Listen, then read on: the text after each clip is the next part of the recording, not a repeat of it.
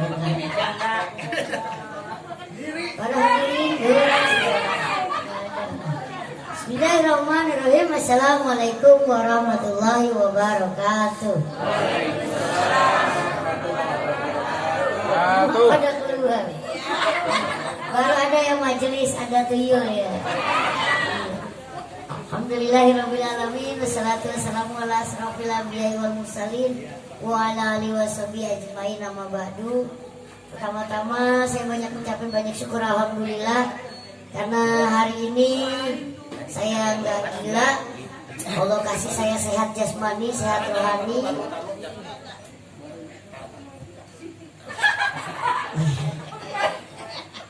Ya, saya percaya saya ada di sini memang wasilahnya dari guru saya dari gurunya lagi. Tapi saya percaya saya hadir hari ini itu sesungguhnya sudah ada di Lauhul Mahfuz, bahwa hari ini tanggal sekian jam sekian anak kecil ini silaturahmi sama orang Semanggi, Cempaka Putih, Ciputat Timur. Saya dulu termasuk orang yang nggak suka majelis, nggak ngerti majelis ngapain gitu. Diajak suruh maulid ya. Dulu pertama kali saya datang maulid celana saya celana lepis. Karena saya dulu termasuk orang yang saya soalnya bukan ustadz, saya murtad, muridnya ustadz. Jadi dulu saya termasuk orang yang sombong, ujub takabur itu saya. Sebab apa? Sebab Allah ngasih banyak sedikit lebih. Jadi pada usia 2,5 tahun, usia 2,5 tahun, 2,5 tahun anak sini baru bisa ngapain? 2,5 tahun. Allah titipkan sedikit ilmunya kepada Farli. Saya 2,5 tahun, alhamdulillah sudah bisa baca Quran. Ya. Koran. Usia 3,5 tahun, Allah titipkan sedikit ilmunya kepada Farli. Saya sudah bisa conversation bahasa Inggris. Itulah membuat saya ujub, takabur, sombong, menganggap saya nggak level dengan teman-teman saya. Usia 4 tahun, Allah titipkan sedikit ilmunya kepada saya. Saya sudah hafal nama kepala negara dan bisa menghitung sampai miliaran. Artinya disitulah manusianya saya nongol. Oh nggak level, lu orang bodoh, gue orang pintar begitu. Saya beasiswa dari SD sampai STM. Saya kecil-kecil gini anak STM, STM Negeri Pembangunan Jakarta, jurusan Elektronika Komunikasi. 3 tahun saya karyawan Indosat. Saya IT bagian instalasi dan maintenance jaringan online perbankan. Lagi anak-anak kerja, Allah punya jalan, Allah punya mau. Saya nggak pernah ada niat di entertainment. Saya lagi benerin ATM Bank Mandiri di Roxy. Saya dipanggil, ditawarin untuk casting Tuyul Millennium. Kalau Odi Sarial itu senior saya, Tuyul dan Bayul adanya di RCTI. Lantaran Oni udah nggak mau dibotak lagi selama 6 tahun, dia memang Allah punya mau. Jadi kadang dulu saya juga berpikir logikanya saya, sok pinternya saya, nggak bisa ngecak sama maunya Allah. Lagi enak-enak, lagi benerin ATM Bank Mandiri Roxy, ditawarin untuk syuting Tuyul Millennium. Singkat cerita, saya jadi artis bareng sama Daus. 3 tahun kita syuting Tuyul Millennium, masih belum sholat. Sholat Jumat dalam setahun saya bisa dihitung pakai jari. Karena saya merasa buat HP sholat. Ya kan, kecil pintar, nanti muda kaya raya, tua poya-poya, mati masuk surga. Kata Ustaz, emang surga punya bapak moyang lo? Gak kenal Ustaz. Maulid itu apa? Habib itu siapa? Karomah barokah itu apa? Sampai syuting sinetron Jaket Tingkir, saya jatuh dari lebih tinggi daripada atas pohon kelapa. Kalau pakai logika, Bapak Ibu tahu tali seling itu serat baja ya. Nah, berat badan saya tuh nggak nyampe 40 kilo. Itu tali seling bisa putus. Logikanya saya, wah itu kecelakaan, wah itu ada kesalahan force major. Tapi akhirnya saya sadar, memang maunya Allah disentil. Ini Parli udah kubur nikmat, udah dikasih pinter, beasiswa, nggak pernah ngerasain nganggur. Dulu saya nggak pernah berpikir saya kecil mau jadi apa, karena Allah terlalu ngasih jalan lurus. Saya punya adik 3, sekolah, kuliah, nikah, DP mobil sampai DP rumah itu dari dompet abangnya. Saya dulu nggak berpikir ke situ, merasa saya super power. Lu kalau nggak ada gua nggak bisa nikah. Lu kalau nggak ada gua nggak bisa sekolah. Sebelum saya kenal para alim ulama, dulu kerjaan saya nyolong, tuyul. Orang paling kaya di sini kalah kaya sama saya. Orang saya tuyul. Cuman perkaranya Allah kasih Ar-Rahman apa Ar-Rahim enggak? Dikasih tapi berkah gak buat saya. Dulu saya gak kenal gitu, pokoknya saya kaya banyak duit. Ustadz kalah level sama saya. Oh dulu mah itu kalau mati dibejek itu saya kagak kata mungkar nangkir digetok. Sampai akhirnya Allah tegur saya koma 3 hari. Nah dalam koma itulah ada perjanjian antara saya dengan itu. Jadi dulu kelas 3 SMP saya sempat jadi orang yang merasa sok pintar sendiri. Seorang makhluk berani ngangkat tangan kepada Tuhan. Hei ya Allah, sombongnya saya. Allah saya panggil hei. Itu kalau Allah bukan Ar-Rahman Ar-Rahim, mati saya itu hari. Hei ya Allah. Jadi waktu saya kelas 3 SMP, tiba-tiba bapak saya dipaksa pensiun dini. Tidak dapat pesangon seperak pun. Ada dialog emak saya yang membuat saya marah sama Allah. Karena batin saya waktu itu masih labil. Ya Allah, Pak, kata ibu saya nih saya ngeramping. Karena saya anak pertama dipanggil abang. Mau jadi apa itu si abang? Udah dia kecil, masa dia gak punya ijazah SMA. Setan masuk, saya emosi. Oh begini yang namanya Allah. Katanya Ar-Rahman Ar-Rahim. Udah dibikin saya kecil, pendek, gacet, bocil. Sekarang bapak saya dibikin gak kerja. Setan masuk, saya angkat tangan. Hei ya Allah. Tuh lihat tuh, sombongnya seorang Farid. Katanya engkau Ar-Rahman Ar-Rahim. Engkau loh, gimana enggak belagunya saya ngomong sama sang pencipta, sama sang khalik, sama Allah Azza wa Jalla ngomongnya hei. Kalau memang engkau maha pengasih, maha penyayang, Ar-Rahman Ar-Rahim, buktiin yang namanya Farid bisa jadi tulang punggung keluarga, bisa menggantikan posisi bapak saya. Ya kan kata Allah mah kecil. Lu so belagu, sampai goyang. Allah penuhi janjinya. Saya masuk STM lantaran bukan so jago. Saya kepengen biar cepat kerja. Karena bapak saya nggak kerja. Memang saya beasiswa tapi buat ongkos gimana? Alhamdulillah Allah lancarin lagi. Waktu saya kelas 1 STM jurusan elektronika komunikasi, ada tukang servis TV yang kesian sama saya. Saya sekolah di Rawamangun, rumah saya di Depok. Itu namanya STM Negeri Pembangunan. Satu-satunya sekolah menengah kejuruan yang masa pendidikannya 4 tahun. Semua STM, semua SMEA, semua SMK 3 tahun, ya kan? Pembangunan itu 4 tahun. Hanya ada 8 di Indonesia, itu dulu punyanya Ibu Tin. Kita nggak pernah cari kerja perusahaan yang datang ke sekolah. Itu tesnya kayak STPDN. Saya lolos di situ. Kelas 1 saya lagi turun bis, dipanggil ada orang. Cil, sini Cil. Lu anak STM ya? Iya bang. Rumah lu di mana? Depok. Jurusan lu apa? Elektro. Lu ngerti benerin TV? Enggak bang. Lu jadi kenek gua. Singkat cerita, setiap pulang sekolah saya ke Poncol, Jalan Kembang Sepatu, jadi kenek itu tukang servis TV. Secara ilmu saya lebih pintar dibanding teman-teman saya. Teman-teman saya teori, lah saya tiap hari megang TV. Dari yang kesetrum, dari cuman bisa buka baut, sampai akhirnya saya lebih ngerti yang namanya benerin TV, bikin amplifier, bikin parabola, itu dari Kawatran. Dan secara duit saya dikasih 7.000 1 jam, itulah buat ongkos saya. Jadi selama 3 tahun orang tua saya bohongin. Ditanya sama ibu saya, lu berangkat pagi pulang petang, ngapain aja? Karena saya berangkat itu habis subuh udah jalan. Kalau saya berangkat 5:15 telat nyampe sekolahan. Karena rumah saya Depok, sekolah di Rawamangun. Pulang juga gitu, jadi saya ngeles ke ibu saya. Ma, kalau abang bareng teman-teman tawuran, jadi gimana? Abang pulangnya tantaran. Padahal saya buat nyari duit benerin TV, dapat 7.000 sejam, bisa 2 jam, itu buat ongkos saya selama buat besok. Di situ saya masih belum percaya kalau Allah itu udah menjawab yang waktu saya itu. Masuk Indosat tanpa tes karena saya alhamdulillah beasiswa. Jadi karyawan tetap Indosat, lagi anak-anak kerja ditawarin syuting. Jadilah saya Teletubbies. Kalau yang gede selebritis, kalau kecil Teletubbies. Di situ akhirnya saya sadar pada saat kecelakaan. Saya lahir 15 Maret 81 Bu, Pak. Umur saya 40 tahun. Dan saya belum nikah karena saya masih ngurusin ibu saya. Ibu saya itu berobatnya setiap bulan 25 juta. Di sini dibuktikan.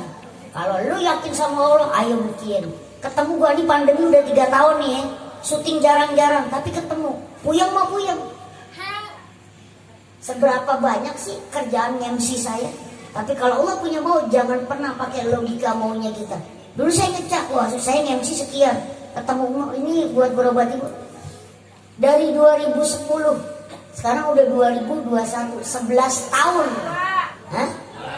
2022 ya? 12 tahun. 25 juta Pak buat berobat mak saya. Hanya berobat doang. Wah puyeng. Kalau nggak percaya Allah puyeng aja. Saya kecelakaan 30 September 2010 PKI ulang tahun, saya jatuh dari atas pohon kelapa. Disitulah saya mikir. Tapi saya masih belum ngaji. Cuman mulai sadar, wah kayaknya ada yang salah nih. Sok pinternya 0 itu nggak bakal bisa jadi 1 nggak bakal mau disamain jadi 0. Makhluk itu sepinter-pinter ya tetap makhluk. Mulailah saya mulai belajar Al-Quran itu umur 38. Lantaran saya malu, kalau nanti mak saya mati saya gak bisa baca Yasin.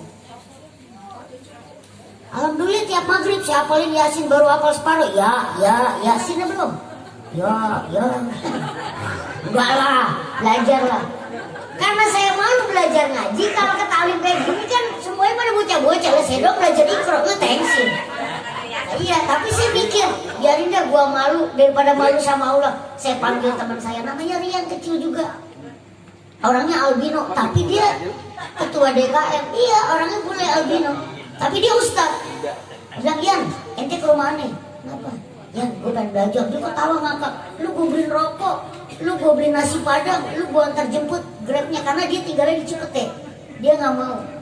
Kalau saya mau ngajarin abang, ya udah. Singkat-singkat sebulan saya privat sama dia. Setengah jam saya belajar ngaji, setengah jam saya main PS. Sambil ditanya, iklap apa iklap? Igam ada berapa igam? Yang mau apa tuh? Lari apa lari? Oh lamro. Ya nunning wow. Itu begitu metodenya. Sebulan aja. Ayo yang huruf 15, dengung apaan gitu. Ya alhamdulillah karena saya malu dan malu sama Allah. Ya 1 bulan. Alhamdulillah. Sekarang saya selembar sehari. Nggak apa-apa kalau kata guru saya, ria sombong buat baik nggak apa-apa. Saya udah juz 27. Saya cuma barang paling enggak sebelum saya mati saya pernah hatam Quran gitu. Iya, jadi nggak usah malu. Makanya kalau ada pengajian di mana, emak saya pesan gini. Kalau lu diajak sama kiai sama ustaz, acara maulid, acara tahlilan, isra mi'raj, ikut. Lu jangan mikir bagaimananya. Lu berangkat aja udah bagus. Lu duduk di majelis lu tuh taman surga. Lu mau belajar di mana? Sholat jarang, dapat pahala sholat sunat 1000 rakaat. Nah ini kan taman surga. Ini kita duduk ke jedok nih, ngupil nih bu. Dapat pahala sholat sunat 1000 rakaat. Sampai mampus juga sholat gak bakal ketemu. Begitu ya mak, iya. Tapi kalau lu syuting, lu nego sepintar-pintarnya. Lu bedain dunia akhirat. Itu pesan mak saya. Jadi mak saya itu kenapa berobat 25 juta, karena penyakitnya udah kompilasi. Oh itu dikit. Ini kompilasi. Ginjal dan jantungnya itu stadium 4. Iya. 2010 emak saya divonis 3 rumah sakit.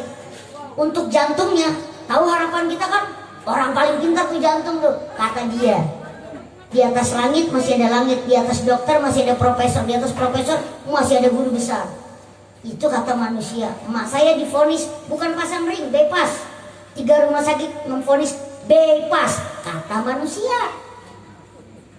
3 rumah sakit memvonis ginjal mak saya harus cuci darah, kata manusia.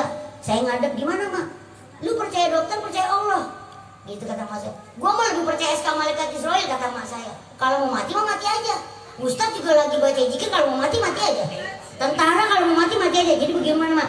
Udahlah, la haula wala quwata aja. Gua masih sholat, hidup masih sampai sekarang. Enggak dicuci darah. Jadi kalau ada orang sakit kok gini, saya suka kesian. Ya ini orang gak punya Tuhan nih. Saya 25 juta nih, bujangan beban 25 juta. Puyeng mah puyeng. Ya 20 juta, apalagi pandemi tuh teman saya si Covid tuh. Si Corona tuh, 3 tahun udah ulang tahun kemarin. Cuma saya emang gak pernah takut sama si Corona, sama teman saya. Corona itu makhluk ciptaan Allah yang kecil. Saya makhluk ciptaan Allah yang kecil. Sama makhluk kecil ya saling menyakiti. Makanya kalau warga sini kalau mau bebas corona potong kaki biar kecil. Sehat enggak pengkor ya kan? Tapi enggak lah, artinya takut, kata guru saya, takut berlebihan enggak boleh. Tapi jumawa atau sombong berlebihan juga enggak boleh. Ya alhamdulillah saya kenal para kiai, para ustadz, termasuk guru saya Ustadz Bapak Fahmi. Akhirnya saya jadi sadar, kalau dulu kerjaan saya adalah maling, nyolong duit, sekarang karena dinasihatin sama beliau, Bang Parli, ente udah kecil, kalau ente nyolong mulu nanti matinya pocongnya mundur. Saya mikir, pocong maju aja capek ya, gimana pocong mundur, ngeri jatuh. Saya insaf karena saya samina waton sama guru saya. Kata emak saya, kalau lo belajar sama guru jangan banyak nanya, nurut. Kalaupun salah ada guru yang nanggung. Jangan orang so improv. Ngapa begitu guru? Lo pinteran murid. Oh, zaman sekarang begitu.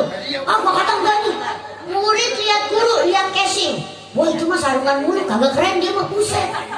Itu mah pecinya jarang diganti, gembel itu mah, buset. Lah ilmunya, kita ngerjain guru tuh ilmunya. Iya, kadang nih kalau udah malam nih, guru mohon maaf warung jauh bagi rokoknya sebatang nih. Itu saya banget. Iya, alhamdulillah sejak dinasihatin sama guru saya berhenti mencuri. Sekarang kerjaan tetap saya adalah ngerampok. Ngerampok ilmunya habaib, kiai, asatid, para alim ulama. Saya ambil yang baik, buang yang buruk. Makanya saya senang kalau acara maulid, apalagi maulid ya. Nih maulid kalau hitungan saya tuh dapat 4B. Barokah, berkat, besek, buah-buahan. Pulang suka dikasih bisaroh, banyak. Makanya selama saya ikut guru saya banyak. Yai, Ustadz, Habib, nggak tahu pada kesian kali, saya nggak tahu ya. Itu kulkas rumah saya udah gak bisa ditutup, udah jejak aja. Emang engselnya rusak. Gitu. Artinya saya senang, makanya begitu guru saya bilang, Bang Parli, ente ada acara gak malam juga? Gak ada. Ikut ane yuk ngaji, berangkat. Ane gak pakai nanya tendeng aling-aling, berangkat. Tapi kalau orang nanya, Bang Parli iya, tanggal 17 ada acara gak? Gak ada. Ini ada acara MC. Ngitung. Bisa transfer DP dulu gak? Acaranya di mana? Urusan dunia. Itu pesan dari mak saya. Makanya saya kalau ngaji, yang dari tadi saya liatin adalah keramat sorga.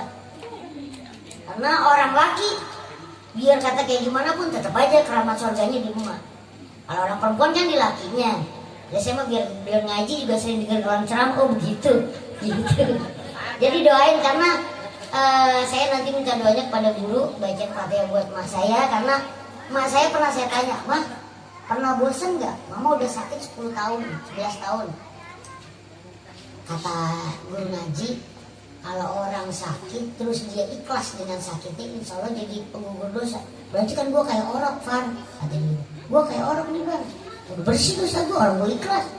Tapi gue belum ikhlas. Kalau gue mati belum melihat lo nikah dan kita umroh bareng. Jadi saya kalau berdoa suka bilang, setiap saya ada di majelis kalau lagi malul qiyam, saya nangis itu bukan karena apa. Saya bilang, ya Allah jika ada sedikit kebaikan dengan adanya Farli di sini, transfer semua buat sehatnya mak saya. Transfer semua, iya buat sehatnya mak saya. Kan saya biar kecil milih gitu kan. Ya paling enggak kalau janda cari yang kayak Khadijah lah ya. Bisa bantuin berobat mak saya. Karena saya bukan tipe kalau orang galak. Berapa kali saya pacaran dipanggil sama calon mertua, sini lu dulu. Lu jangan so ganteng. Kapan lu mau halalin anak gua?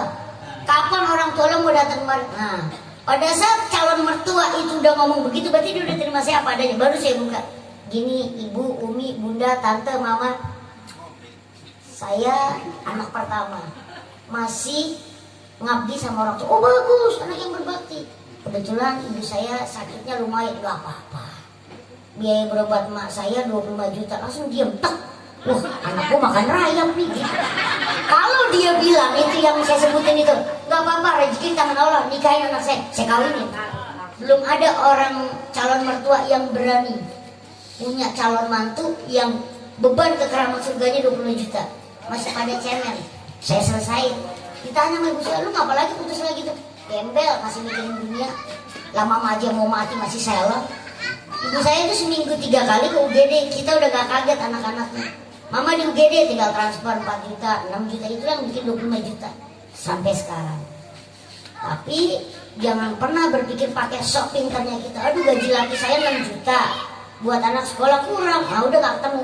Berarti lo pecah rezekinya Allah. Saya gak pernah begitu. Aduh baru 17, pasti ntar besok Allah transfer nih goceng. Karena Allah kan gimana pikiran kita. Jadi saya suka ngayal yang baik-baik aja. Tapi saya nggak pernah ngayal untuk tinggi, karena tinggi itu kodrat. Iya. Nah, kalau saya tinggi kata Allah begini, kurang ajar. Lu minta tinggi. Iya. Alhamdulillah ya, walaupun pandemi ada aja rezekinya. Mungkin wasilah dari mak saya, karena saya sampai sekarang nih buat lu pada nih, gue masih cipika sama mak gue. Umur gue udah 40 tahun, gue masih cium tangan, cium bibir kanan. Karena itu keramat surga. Ngeri. Kalau kalau yang model begini ngelawan, jejak. Lah orang surganya di mak. Lain anak gue kalau beginian belagu, patahin lehernya. Saya waktu dilangkain, adik saya 3 udah nikah. Yang saya pesenin cuma satu. Bang, lu mau pelangka apa? Sini lo duduk. Ini mak gue berarti mak lo. Ini bapak gue berarti bapak lo. Kalau gue ngelihat emak bapak gue nitikin air mata gara-gara lu bukan berhenti jadi adik ipar, lu berhenti jadi orang. Paham apa enggak? Itu doang pelangkahnya syaratnya. Adik saya 2 kan cewek, yang bontot cowok. Itu saya bilang begitu. Kalau lu gue sampai ngeliat nih orang tua gue nangis gara-gara lu bukan berhenti adik ipar, berhenti jadi manusia. Deal nggak? Kalau deal baru lu masuk, boleh nikahin adik gue. Itu syarat pelangkah dari gue. Makanya kalau mak saya nangis, pucat semua. Kolektor dong. Gitu. Mungkin itu aja, karena saya bukan apa-apa, saya hanya model. Hah? Model tampil, Pak. Jadi kalau ada salah-salah kata mau dimaafkan. Saya memang banyak kurangnya, terutama kurang tinggi. Iya. Sekali lagi jangan pernah percaya apa yang barusan saya omongin. Percayalah sama Allah. Percaya sama saya mah musyrik. Saya boleh pantun? Boleh. Cakep. Belum. Aduh. Kecil-kecil binatang kancil. Binatang kancil pergi berkelana. Biar kata Farli orangnya kecil, insya Allah semua cewek sini pasti terlena. Akhirul kalam billahi taufiq wal hidayah. Wassalamualaikum warahmatullahi wabarakatuh. Ngomong banyak capek juga ya.